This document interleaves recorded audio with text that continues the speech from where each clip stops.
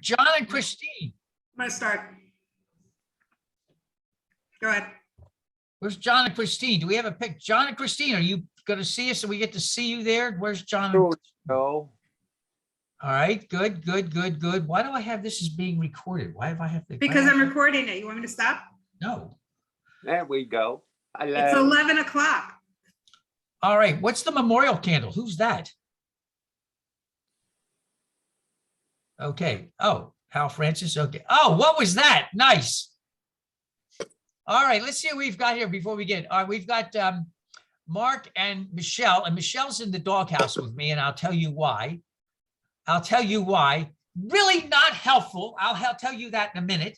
Not helpful at all. PhD, I'll talk to you about that in a minute.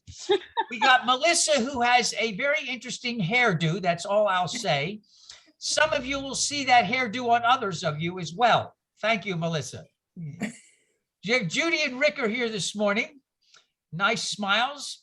We got Margarita Santelier, who's a very bad person, having invaded my house since Maria is away. Oh, by the way, Maria went to a rodeo last night in Tennessee, and she said they started with prayers. They made fun of women. They acted as if other parts of, she said she'd never been so horrified, but they kept quiet and looked at this as if they were at a freak show.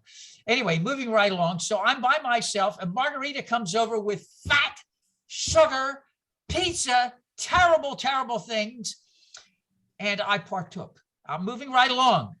Grimmy is here. Grimmy is our tech, as you well know, and Margarita is going to be taking 3 months in the summer to, as their company is doing all kinds of things. So Grimmy is it, and he's going to be helped by Gregory, who I'll talk about in a minute. There is Grimmy himself. We've got Margarita and Maureen and her sister Pat. Pat is moving in. Finally, we had Nick here, the WhatsApp wizard. We've got John and Christine, who've been married. They had an anniversary this week. They were married 125 years ago, and I officiated when I was a young man. Chris, I got married. huh? I got married when I was a young man. Chris Diaz, who's got his hair cut. Chris Diaz, by the way, I got to talk to him this week. This guy speaks like 4 languages. He is like a walking whiz of stuff. I mean, I don't know. You must have some kind of brain that functions differently, because you know all this stuff, you know, languages and everything else. And I thought, like, whoa. So Chris had COVID, and I was checking in with him. Now he's fine. He's back to work and he's doing fine. So Chris, we're glad you're doing well. Thank you. And Well. thank you guys for all the support that you've been giving. That even though that a lot of it we don't see each other frequently, and a lot of us are separated by great distances. We definitely we're all united behind one another. And we got, let's see, Dennis Walcott up to Port St. Lucie. Amelia and Don Schweitzer are in Ormond Beach. How can I get Don's name up there? I don't know, but I just mentioned it, so we'll all know anyway. Don is there. And Don I've known for decades. And Amelia I knew back in the 19th century. Cecilia Lissandro, that's a joke, Amelia. You're not agreeing. No, it's true. Okay, thank you. Cecilia Lissandro lives down the street and has turned into a hiking demon. I think she hikes about 100 miles a day. Hal and Linda, are you in North Carolina or are you up in Port Orange? They usually, Hal and Linda, are you in Port Orange or are you in North Carolina? Port Orange.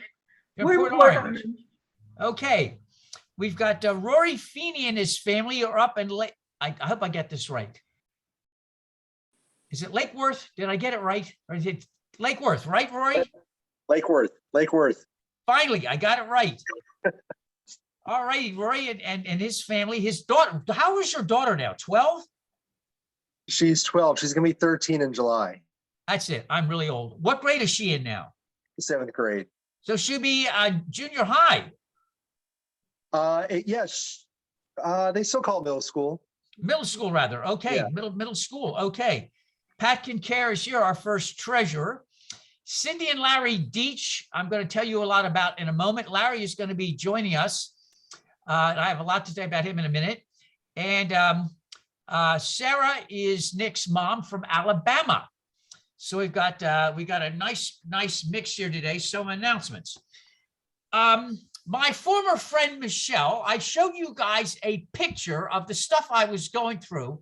So this whiz bang, my friend Michelle writes, well, you have a neat desk. My desk was a neat, she says, quote, I worked via the pile method. I'm going, pile method? What kind of help is this? So she writes back, you know, as in so many piles of papers and books, piles and piles. This is supposed to help me. Nice help here on the clergy front. Oscar called me. He is alive. Oscar Bustello is alive, and he'll be back with us. He's moved to Coral Gables, has been setting things up, and he's getting some music together for us, so he will be back. He is still alive. I'm not sure in what form, but he's alive. Besa is doing a mental health thing, and I've got the link. Nick reminded her to send the links, so I will be sending that out tomorrow. It's a workshop during the week for anybody who is interested. Larry Deach, none of you may know, Larry Deach arrived in Daytona, greater Daytona land, the year I left. And though his denomination is very conservative, he put together an eclectic group over on Daytona Beach Church, which is very much like us. He was multiracial, multi-religious, and because he grew 1,100 members like that, his denomination left him alone. They had their own radio station, and they were doing eclectic music before anybody was doing it. So Larry retired a couple of years ago, and he had an issue, and he took a shot for it and had a massive reaction to the shot. So he's just now beginning to walk again, but he's got a brilliant mind and a great sense of people. And he said to me, I got this, I'm a listener. So Tom and Gail Beasel said, why don't you talk to Larry? And Larry said, would you like some backup for pastoral care? I said, would I love some backup for pastoral care? I said, what is wrong with you? Of course I would. So he sent his bio.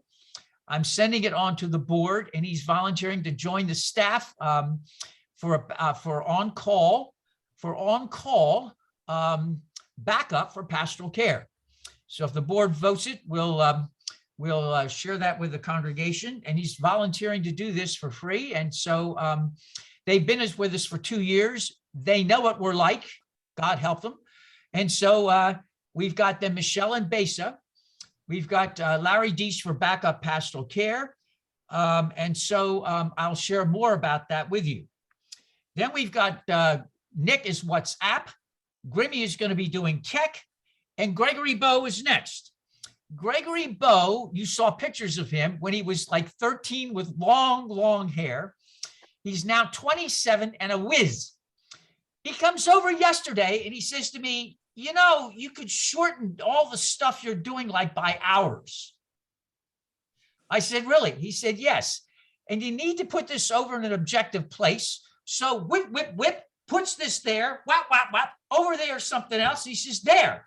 Now we can do this, this, and this. And I'm going like, so I could have shortened. He said, yeah, this is not your thing. Let those of us who know. I said, okay, fine. So Gregory and Grimmy are these tech geniuses, along with Nick with a WhatsApp. So thank your lucky stars I'm out of doing tech. Bless, and whatever you bless them, or it, or whatever. So Gregory put all the stuff, and you're going to see all your stuff now from allsoulsmiami@gmail.com, and he anchored it all there. So I'll explain how we make the transition. Angie Hill is in the hospital. She has pneumonia and some other things. Lots of prayers for Angie. Melissa, as you heard, is going to have a major operation in July. She needs encouragement for chocolate, sweets, fat, sugar, and more wigs. Yeah, She's donating to me. Christine Stone, that you see there, I want you to know, was married 125 years to John. I thought they looked really good, considering they were born in the 19th, married in the 19th century. They look great. Chris Diaz has recovered really well from COVID. A couple of other announcements, then I'll stop. I want to remind everybody, we are a full-time church. A lot of churches go half speed in the summer. A lot of churches close down. We do not. We are an all-year annoying institution. We pledge to annoy you as much in the summer as we do in this fall, winter, and spring. We do not take a break. We put the same amount of effort into worship, into pastoral care. We do not stop. So I want to remind everybody of that. We put the same, and with Zoom, I know that Shrimp and Barbara are up in Virginia in the wilds, and they said they will check us out during the week for Zoom. Now, one final thing, I want to thank everybody who gives. We've got a group that gives regularly. We do have several families, and I mean that several families that are really, really, really tight and are just barely making it. We never pester families that are having rough times. We don't do that. And so I'm going to say thank you to those who give, and Gregory will now be doing that regularly once a month, thanking those who give in any way they can financially. For those who can't, you receive our blessings and love. And for those of you who've gotten lazy, get your stuff together and help out, because we're doing our budget, but we need to keep doing the budget. We've done very, very well. But we've got to, but we need to make sure everybody gives as they are able, and we're grateful for that. Okay, having said all of that, and we've got greetings. Anything else? Okay, then let's light the memorial candle. In loving memory and care of everyone who has passed away this week alone and by themselves. We tend to forget that we have a family here at All Souls, but there are people who have no one. And though we don't know who they are, let us keep them in our thoughts, in our memories, for those who don't have anybody, who live alone and are lost. Let's hold them dear. Hold them dear, day in and day out. And our opening introit is a group we discovered before anybody else did. Yes, from Uganda. Please join with me in our call to worship. If you would read the indented parts, and I will lead us. A life without love is of no account. Don't ask yourself what kind of love you should seek. Spiritual or material, divine or mundane, Eastern or Western. Divisions only lead to more divisions. Love has no labels, no definitions. It is what it is, pure and simple. Love is the water of life, and a lover is a soul of fire. The universe turns differently when fire loves water. And if you would, for those of you who would, if you would join me, eternal source of good, we thank you for the numberless gifts and blessings that fill our day, for life itself and its endless variety, for all that sustains body and mind, for love and friendship, for the delights of the senses, and for all which deepens our life and enriches our days. Help us to work for a just and compassionate world where all may share your gifts in the joy of freedom for all people everywhere.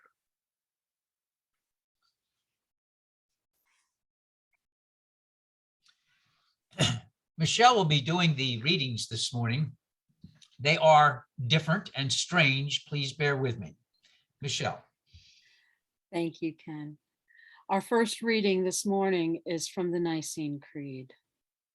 We believe in one God, the Father, the Almighty, maker of heaven and earth, of all that is seen and unseen. Our second reading this morning comes from Genesis, chapter 6, verses 11 to 13.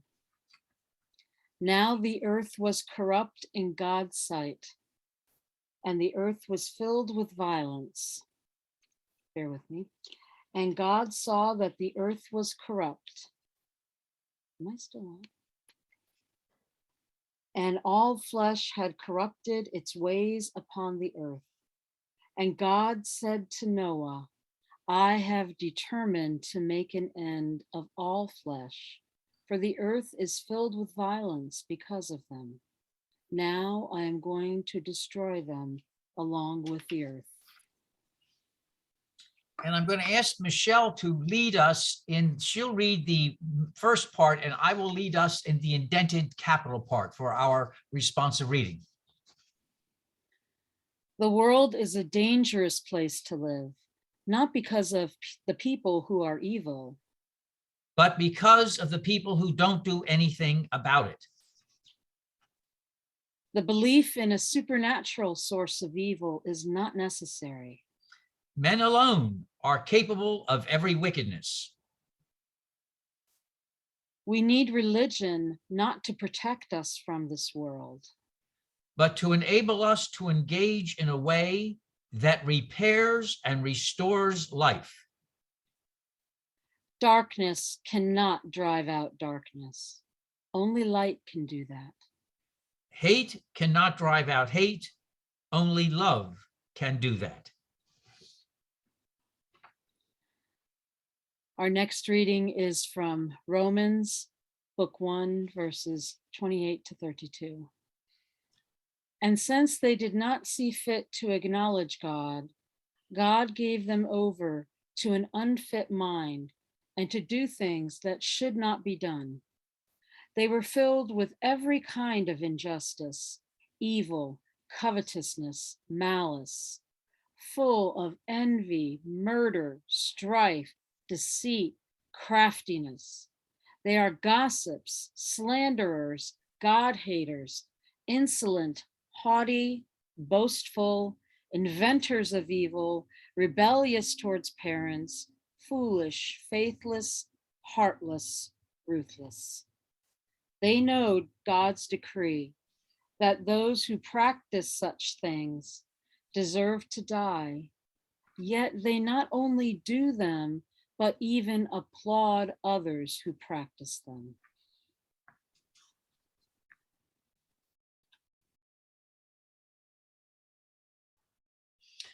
Grant us, we ask, to speak, to hear, and to learn,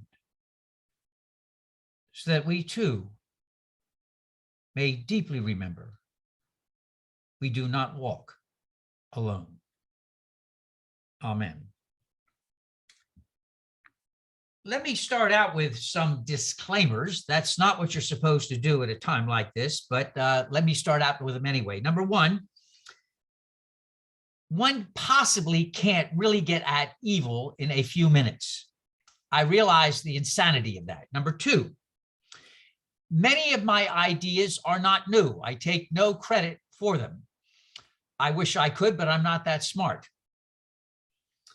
And number three, if my idea is right, a successful sermon is not whether you agree with the preacher, whoever or whatever they may be. It's did the preacher engage you enough that you can think about the topic, reflect about it, and see what you come up with. Not whether you agree with me, but did I poke you? Did I get you to think? Did I get you to reflect? And if I can do that, then we've done something successful in the short time I've got to work with you. Now, having said all of that, let me say that using the non-pile method, this is actually the sermon. Whether it's going to follow that, I'm not sure. That's the other disclaimer. So I want you to know there is an outline here. There is method to this today. I want you to know that. You need to know that. So when we get lost, you can say, well, he did show us there was a method. So I begin with some poetry that once was a song. They're rioting in Africa. They're starving in Spain. There are hurricanes in Florida and Texas needs rain. The whole world is festering with unhappy souls. The French hate the Germans hate the Poles. Italians hate Yugoslavs, South Africans hate the Dutch. And I don't like anybody very much. But we can be thankful and tranquil and proud, for man's been endowed with a mushroom-shaped cloud. And we know for certain that some lovely day, someone will set the spark off, and we will all be blown away. They're rioting in Africa. There's strife in Iran. What nature doesn't do to us will be done by our fellow man. This was written in 1955, sung by the Kingston Trio. It could have been written in 1095 BCE. It could have been written 5000 BCE. So where are we going to go with all of this? I have a psalm, bear with me. When I look at your heavens, the work of your fingers, the moon and the stars you have established, what are humans that you have mindful of them? You have made them a little lower than God and crowned them with glory and honor. What was this person thinking? Seriously, what were they thinking when they wrote that? Let me read you a tidbit. The largest and bloodiest war of the 20th century and of all time was World War II. Between 1939 and 1945, 78 million people died, 50 million of which were civilians, innocents. Mercedes-Benz throws out an ad. Are you ready for this? The Mercedes-Benz Vision AVTR 2020 Pixel Edition Sketchfab. The futuristic concept car is a completely innovative merger of humans, machines, and nature. Listen to this now. You drive the car with the power of your thoughts. Your nervous system being digitally connected to your car with biometrics. Now, as I'm thinking somebody digitally connected to a car, in Laguna Woods, a Chinese guy who hates Taiwanese goes into a church and shoots people up. Do you want that person behind a Mercedes-Benz functioning in the car driving? Going back to Psalm 8. What are humans that are you mindful of them? You have created them a little lower than God and crowned them with glory and honor. So we have an 18-year-old who goes into a store and kills 10 black people because they're black. You think this is crowning somebody with glory and honor, making them a little less than angels? Where are you coming from? Where do people get these ideas? I want to talk about some failures that you and I have been peppered with and may not realize it. First of all, I'm going to pick on traditional theology. The Nicene Creed, which is standard belief for traditional Christians, and I might add, most Orthodox Jews would agree with this part, and so would traditional Muslims. Now listen to this. We believe in one God, the Father Almighty, maker of all. Hello, all. Have you thought about that? This entity, this being, by the way, is also supposed to have foreknowledge of everything and is supposed to be of unlimited power. Really? Really? Let me read to you the following from Holy Writ. Now the earth was corrupt in God's sight, and the earth was filled with violence. Who created this? Hello? If God creates everything, then who created the earth that was full of violence? Yo! So I'm saying to this God, you have failed. What is this you've created? You have foreknowledge. You had to know before you created this was going to be a mess. And you had power. Where is that good power of yours correcting this mess? Seriously. Where was your power when that idiot 18-year-old killed 18 blacks because they're blacks? Why didn't some giant hand come down and smack the crap out of that person and said, what are you doing? Traditional theology. Here's some more. Listen to this sentence. And since they did not see fit to acknowledge God, now listen to the next words. This is from the Apostle Paul, who could not get ordained in the UUA with these kinds of words. Listen to this. God gave them over to an unfit mind. If you worship a God that's going to give you over to an unfit mind because you disagree with this God, you need a new God. You need to go God shopping. Listen to this. God gave them over to an unfit mind to do things that should not be done. Really? I need to talk to you about your God. But humanism, those of you who are feeling smug right now and humanistic, you're no good either. Let me help you out with a statistic that humanists are awful with. I hate to fill this to you folks. 98.8. 98.8 is the DNA that we have with chimpanzees, not with bonobos, the sweet, loving chimp types that we've almost killed off in the Congo. The chimpanzees that you and I are related to are territorial. They are the kind of animals that will eat young of the other troops, cannibalize other troops, take over other troops that are smaller than theirs, and have bully males that strut and yell and lie. So when you tell me about the infinite perfectibility of humankind, explain to me how humankind has yet to be perfectible and kind. I want to see examples of that. I hear humanism saying humans can do such great things. Oh, really? Every time I see us do something great, somebody weaponizes it. I read from the Smithsonian Institute. Ooh, guess what? We found just under 300 genes that make us creative. That's why we're better than the rest of the hominids. I said, and what do we do with that creativity? Every time somebody creates a virus, we turn it into a killer virus. Every time somebody creates some energy, we make it nuclear energy and blow things up. Creativity, folks, has a double edge. So I look at atheism and I say, I understand atheism from the type of God you and I are told is in charge. This is scary if this God is in charge, but I don't see humanism having come up with something that's based on reality. You and I, whether we like it or not, are 98.8% chimps, and that is not a pleasant background.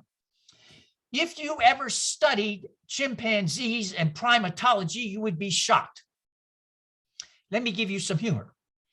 Ladies, have you ever wondered why when guys are on a soccer field or in a football field, they slap each other in the butt? Great, straight, heterosexual males grabbing each other's butts. Did you ever wonder where that came from? Chimp males do that all the time. Did you ever wonder why we have a Balasaurus in Brazil, that guy in Turkey, the guy in Hungary? Did you ever why? Because we are drawn to bully males, males that strut and threat their power. Chimps in troops will attack smaller troops, brutalize the males, eat the babies, and rape the females. This is embedded in our DNA, whether you like it or not, and it's not my fault. When I read the following, Putin of Russia, somebody described Putin as somebody who's 5'6", who claims to be 5'7". I thought that said it all. Putin takes a country of, are you ready for this, 6 million square miles of 145 million people and invades a country of 600,000 square miles of 48 million. Big troop, big bully male going into a smaller area, bullying, rocketing, killing. The distress that he has done to that country is beyond imagination in the 21st century. It is primatology 101. So I'm saying if you and I really want to talk about evil, we have to be honest. And the honesty is traditional failure, traditional theology is failed as by definition and example, and humanism is no better. The infinite perfectibility of man. Let us read poetry and good philosophy and we'll get it all together. Really, I haven't seen that yet. I haven't seen it yet. I hear the words. I've studied transcendental meditation. I've done this, I've done that. I haven't seen any change in behavior. So it's interesting, Reinhold Niebuhr, who taught at Union Theological Seminary, came up with, I think, a really good definition of evil. It's hot-wired in us.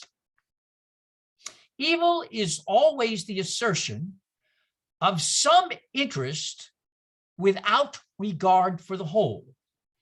Whether the whole be conceived as the immediate community, or the total community of humanity, or the total order of the world. The good is, on the other hand, always the harmony of the whole on various levels. Do you honestly think, do you trust Putin not to set off a nuclear weapon? I don't. The man is deranged, but he is a classic primal male chimp. And you and I need to look that in the face because 98.8% of us is that as well. Now, I'll tell you something, and I joke about this, but I joke with my students again, and I've told you this a dozen times, and they agree with me. If you and I were in a room, and I had my dachshunds with me, and 5 zombies came in the back door, you guys would take off. You would be out that front door so fast, it's not even, would we, as a collective group of Homo sapiens, use our brains, put together a barrier to keep the zombies back and get those out quickly? Those who can't walk, those who are waiting for operations, would we take our time and get them out and evacuate them? No. It would be fight or flight, and flight it would be, and you'd be all out. And you'd stop over those who couldn't make it, and then later on you blame them for not having the strength to get out on their own. And who would be left behind? Kenneth with a heart transplant and his 2 dachshunds. Which is to say, I could trust my dachshunds to be with me to the bitter end, but I couldn't trust you, and you know it. And my students said, we hate to admit it, you're right. We'd be out of there. We wouldn't even think of putting desks together and making a wall. Evil then is the primal urges that you and I have. And so do I have some ideas about this? Yeah, I do. And I'm not sure you're going to like those either. But I'm going to call it the way I see it. You don't have to agree.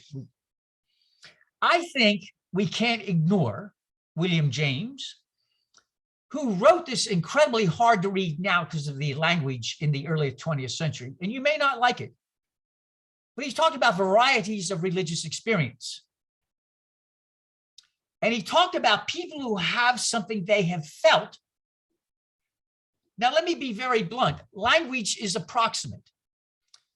And when you try to explain an experience that has transformed you in an incredibly healthy way, the words do not work.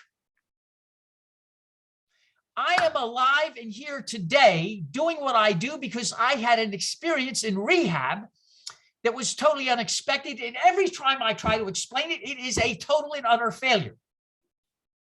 This is not new. I was talking to our resident Sufi, to whom I gave some grief, by the way, lovingly.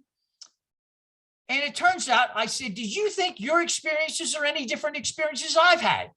He said, I never thought about that. I said, how do you think I have lived this long with a heart transplant and alcoholism?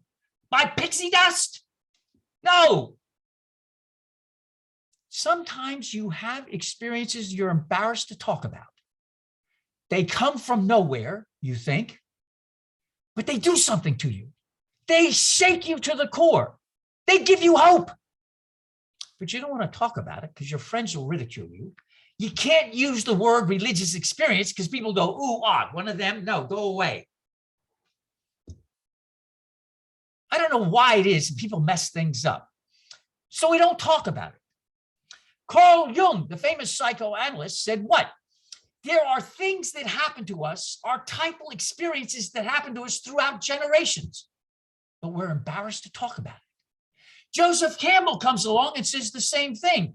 Here we have experts in front of us begging us to expect the fact there are experiences that transform us. If you're a humanist, you're embarrassed, you don't want to talk about it. If you're a theist, well, it doesn't fit your definition of God. Maybe we all need a different definition. I think you and I have been sold a bill of goods. I think the idea is, the reality is, the God we've been told about in traditional theology is bunk. The God doesn't produce. Where's this power? Use it. Where's this creativity? Where is it? Humanism, the infinite perfectibility of humankind. I haven't seen it ever since we've been around. 50,000 years, Homo sapiens been running around claiming they're it. They still haven't outlived Neanderthals, so we now find out we're quite brilliant, much to our embarrassment, and we find out we're still making war. So we need a new way, a new template. It may very well be that you and I have been talking about God without realizing it in terms of male chimpanzee power. What do we always talk about God? Power, power, power. Strength, strength, strength. I am big, I will correct, I will make the universe, I will do. Really? Really? Maybe that is not our God. What if God has nothing to do with power the way you and I think of power? What if even if we never realized it, we keep on using male chimpanzee troop analogies without realizing it? What if we need to talk about those moments, whatever phrase about where they come from or by whom? What if real power is not the way you and I think of power?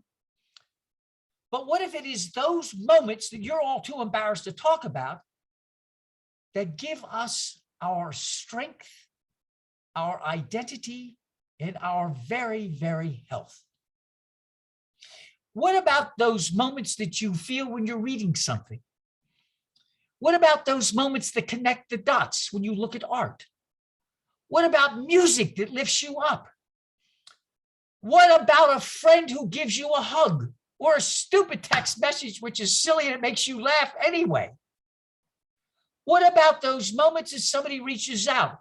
Why are not those all connective examples of the divine right in front of you? What if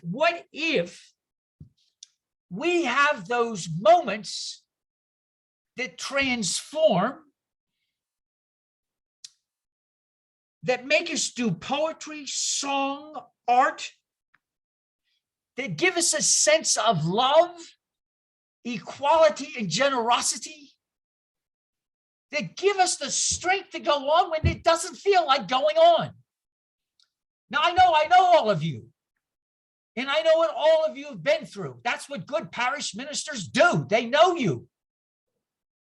And they know the confidential stuff that's none of anybody else's business, quite frankly. And guess what? You're all too chicken to admit that you've had great moments that have inspired you. And I'm saying to you, there's got connectivity to those moments. And it's not about raw power dominating or whatever, whatever, whatever. It's about the linkages that give us love and caring and nurturing and dignity and self-respect. And it doesn't come from within. It comes from without, embarrassingly enough. Now, I'm old. I try to get around that. But when you've lived more than 3/4 of a century, you're old. I mean, you're old. And the only reason I'm here is because of a series of interventions from beyond, or where you give the name, you give the title, whatever you want. I don't care about title you use. But the only reason I am here, non-drinking, sober, and alive to annoy you all is because of things that have happened to me beyond me. Interventions from John Sloan, interventions from friends, interventions from others, whatever. You give it the name, I don't care. But there is something that connects us beyond Homo sapiens that gives us a chance to be. And let me further say, you can find it in pets as well. Have you ever felt like crap and your dog comes up to you and gives you a look and gives you a lick and puts its head on its shoulder and gives you a rub? I don't get cats, but cat owners tell me they can do the same thing.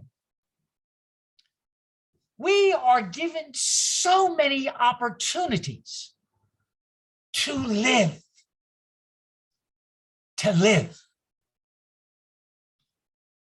And so I would ask you to think about evil exists, but evil is overcome by love and those moments that we get.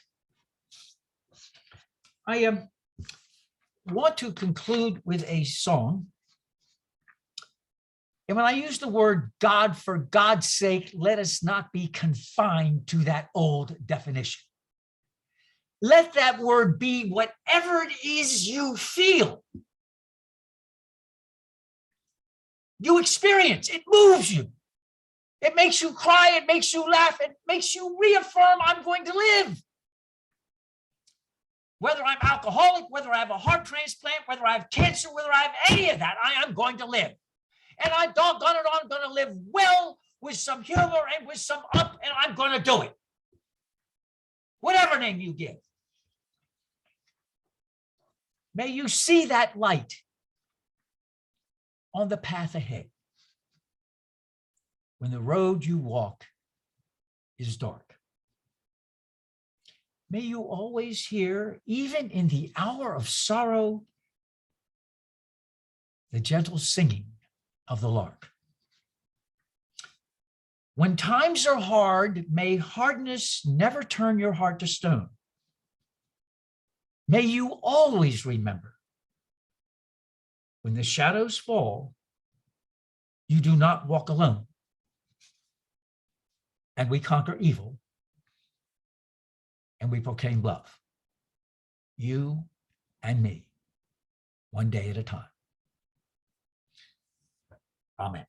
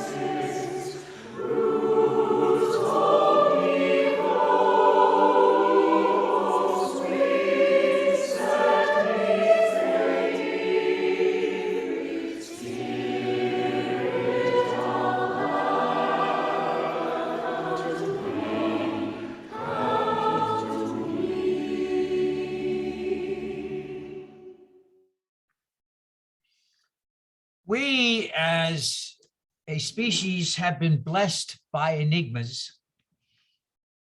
We call these holy women and holy men through down the centuries and millennia. One such lived 2,000 years ago and reminded us that some of these simple things are best. And throughout his 3-year ministry, again and again offered a simple meal. Very, very simple. Of bread, unleavened bread, very, very simple. And they took watered down wine and they shared bread and a cup. And so we too symbolically, whenever we gather, offer a bread and offer a cup, that we may all offer ourselves to each other and to the world in friendship, in love, and compassion. And for those for whom it does not work, we still gather and we say words together, finding wisdom even in Winnie the Pooh. Would you please repeat after me?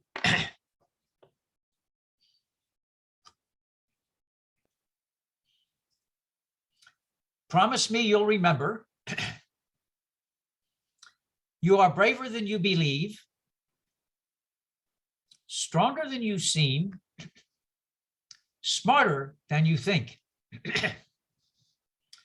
God didn't promise days without pain, laughter without sorrows, sun without rain. But the divine did promise strength for the day, comfort for the tears, and light for the way. Now, before we conclude, we have a time that when we ask if anybody has had things that have bothered them, we have a black chip, and if anybody has had things that they have bothered them and they've worked on it, if you would hold up your black chip. If anybody is really aggravated, and you can think of a good number of reasons why. If you're living in Miami, just all you have to do is look at a car, even if it's parked, and that's good enough. Think of a black chip and work on what you need to work. We are blessed with somebody who has a gift for prayer. I have been consistently throughout my career awful at writing and doing prayers. Awful. Michelle is blessed. It's a gift. And whenever she offers a prayer, I am always amazed at how some people are gifted to this and others of us are not. So I'm grateful Michelle ends the service with a concluding prayer. We have a lovely ending music, and then let's stay for a moment so we can greet each other before we leave. Michelle, if you'd lead us. Thank you so much for the kind words and the kind introduction. Saint Francis of Assisi's famous prayer begins with a plea for the common good. Lord, make me an instrument of your peace. This is as good a place as I can think of for considering how to counteract evil in this world. If we could each consider ourselves envoys of divine love and act from that place consciously and consistently, we could perhaps begin to bend the arc of the moral universe towards justice, as Dr. Martin Luther King implored us all. My boss lady at work sent us a request for prayer, preceded with this verse from the prophet Isaiah. Meanwhile, the Lord said to me, put a watchman on the city wall. Let him shout what he sees. She asked each of us chaplains to take a day of the week to pray for all of our fellow chaplains, all our staff, patients, and families, our facilities, and for the world at large, to, as she says, stand on the wall, in the breach, facing down the evil forces that try to tear away at the good. And yet we fear not, because God is bigger than all of it. So my prayer for today is this. May we each remember our living covenant with each other, as we all need each other to survive and thrive in a world of discord and evil actions. May we each find the courage and the fortitude to stand within the breach, on the wall, in the gaps, at least occasionally, trusting that at other times our compatriots will step up to the task. May we each remember that divine love, the spirit of the holy, all that is always present in good times and bad, in joy and suffering, even and especially when we cannot sense its presence. In those times, let us seek the presence of spirit in the faces of our beloveds, in the eyes of our animal companions, in the gentle warmth of the sun on our skin, in the fragrant smells of flowers in bloom, in the healing waters of the salty ocean. Amen, Ashe, and blessed be.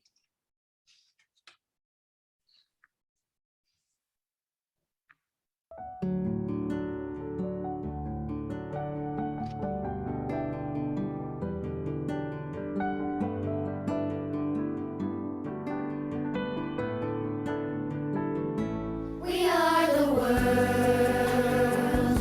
We are the children.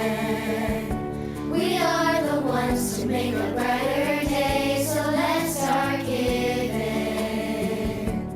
There's a choice we're making. We're saving our own lives. It's true, we'll make a better day. Just you and me.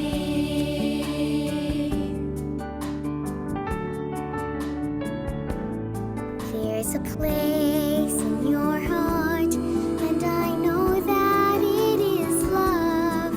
And this place could be brighter than tomorrow. And if you really try, you'll find there's no need to cry. In this place, you'll feel there's no hurt or sorrow. There are ways to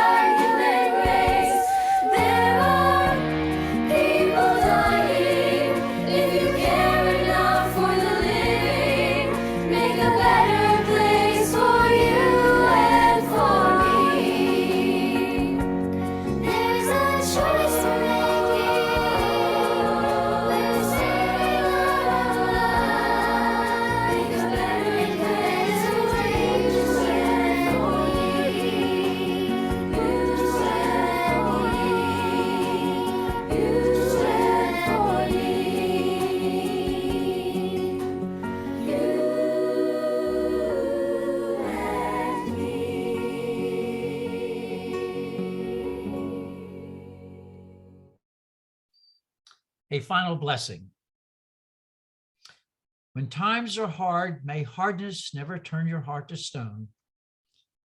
May you always remember, when the shadows fall, you do not walk alone. And when we greet one another, may the divine in each of us greet the divine in those we gather with together. In peace and love we pray. Amen. Before we go, we want to say hello to everybody. Donald Grimmy, Maureen and Pat Sullivan. Pat, I think, is moving here forever. Finally, We Nick, can only hope. Nick, our wizard. Don't you love that? I think we're the only congregation in anywhere that has a wizard. I mean, we actually have a wizard. I think that is fabulous. We have our own wizard. We got John and Christine. We've got Mark and Michelle. And we've got Hal and Linda. By the way, I keep on reminding you, Hal made my first computer. I think he's regretted it ever since. He's been doing penance ever since and making me that first computer. And Linda has cats, if I remember correctly. Yes. Margarita Santelier, who's been very bad, bringing me all kinds of sweets and bad things. Chris Diaz is feeling good today. He's had a good day after having COVID. He's really sick and bounced back. We got Dennis Walcott in Port St. Lucie and Cecilia down the street. Cecilia's son is on this wild hike in Spain, and I'll give you more about that later on. Rory and his wife Griselle and their daughter Leah are from Lake Worth. Cindy and Larry Deach. Larry Deach, I mentioned earlier, from Daytona Beach, and they're living in Shores. They're living in Port Orange. And Sarah is living in Alabama, next mom. So peace to you all. I'll be giving you more stuff about Gregory and how we can put all these pictures together that we've got. We've got about 80 pictures right now from people from all over sending them in. So it's wild. We'll have a lot of fun. So be safe and well, and we see you soon. Bye-bye now, everybody.